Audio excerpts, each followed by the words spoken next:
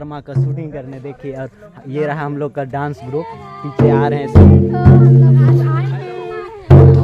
देखिए, कर्मा गाना का शूटिंग करने आए हैं और ये है सिंगर हमारा। क्या गाना है बता दीजिए।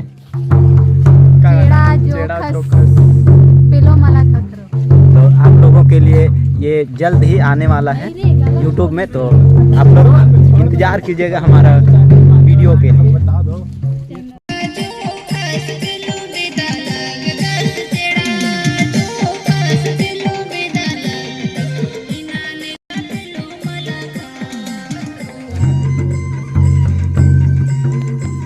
आधा शूट हो चुका है, हमारा दोस्त यहाँ डांस में लगे हुए हैं, अपना अपना पोज दे रहे हैं। देखिए,